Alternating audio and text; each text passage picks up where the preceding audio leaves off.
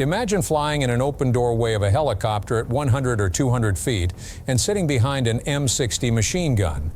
Despite being a huge target, your job is to lay down fire in support of infantry units on the ground.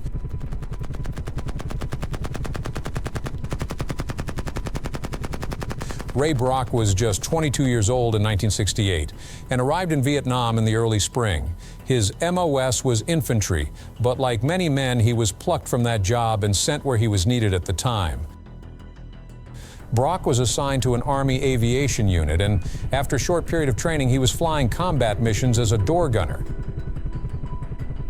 Flying low at 100 feet, a door gunner often sat exposed with nothing in front of him but air with 2,000 rounds of ammunition stacked between his legs. If he was seen by an enemy heavy machine gun or an anti-aircraft weapon, there wasn't much he could do about it. He couldn't dodge. He couldn't take cover. He stayed where he was and did his job. Vietnam gunners lived in a strange place between power and vulnerability. They could bring overwhelming fire to a small area in seconds, and they could be killed just as quickly. It was a job not everyone could do. Early in the war, helicopter crews were small. A pilot, a co-pilot, and a crew chief who also worked the gun. That didn't last long.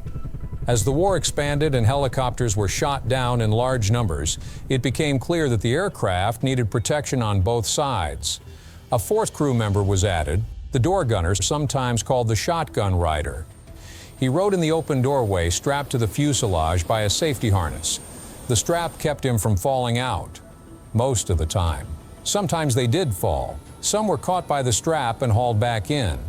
Others weren't. The job stayed dangerous from start to finish. Door gunners flew on every kind of mission: troop insertions, extractions, medical evacuations, resupply flights, and fire support.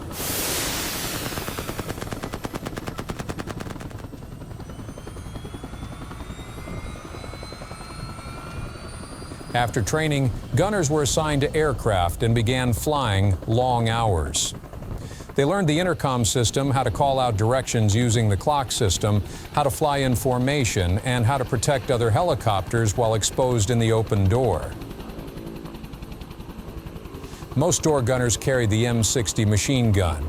It fired between 500 and 600 rounds per minute and had an effective range well over 1,000 yards. Some aircraft carried miniguns, capable of firing thousands of rounds per minute, but those were mostly on gunships. Door gunners usually carried between 2,000 and 4,000 rounds. Every fifth round was a tracer, so they could see where their fire was going. They had to manage ammunition carefully. Once it was gone, it was gone. The hardest part wasn't pulling the trigger. It was hitting anything from a moving helicopter. The aircraft changed speed, altitude, and direction constantly. The gun vibrated. The wind pushed against the barrel. Targets moved. In training, gunners were taught to fire in short bursts. In combat, they often fired more, relying on volume to suppress the enemy. Their job was not precision, it was protection. Door gunners had almost no real armor. The helicopter itself wasn't bulletproof. Flak jackets stopped small fragments, not bullets, and flight helmets were for communication more than protection. Some wore ceramic plates, but many didn't. They were heavy, hot, and offered limited help. The gunner was also the eyes of the crew. He scanned constantly for movement. In Vietnam, that was never easy. Enemy fighters blended into the jungle and villages. From the air, it was often impossible to know exactly who you were seeing. Door gunners had seconds to decide whether to fire. They didn't have night vision. They didn't have drones. They didn't have sensors. They had their eyes and experience. The most dangerous moments were landings and takeoffs in hot zones. As troops moved in or out, the helicopter slowed and hovered.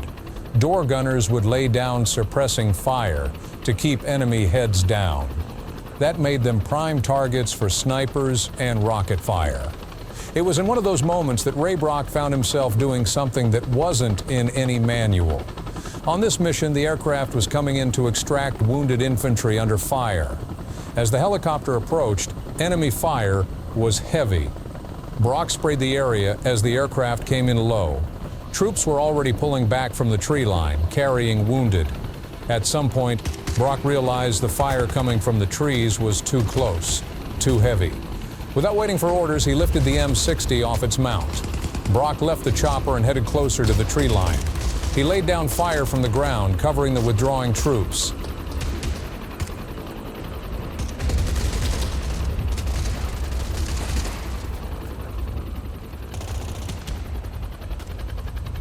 As Brock moved back to the aircraft, still under heavy fire, he helped load the wounded, lifting, pulling, moving men who couldn't move themselves.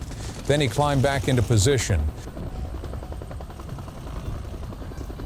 As the helicopter lifted out, Ray put the M60 back on the mount and continued firing until the aircraft was clear.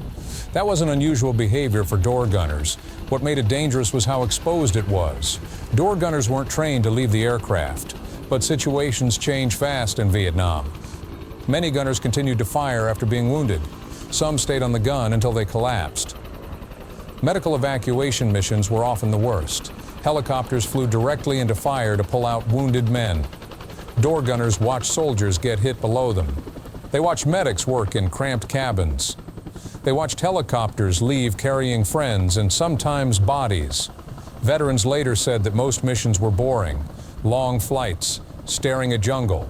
And then suddenly everything happened at once. That shift was hard to live with. Door gunners saw death from close range and from above. They saw it often. Their casualty rate was high. Many were killed or wounded. For Ray Brock, like many others, he would do what needed to be done as part of the crew. If the helicopter went down, they went down with it. Ray Brock was later awarded the Bronze Star for bravery for his actions that day. Like a lot of men who survived Vietnam, he understood that luck played a role that no medal could explain. He simply did his job, helped get wounded men out, and went on to fly more missions. When he looks back on his tour years later, he thinks about the ones who didn't make it home, and the fact that he was one of the lucky ones who did.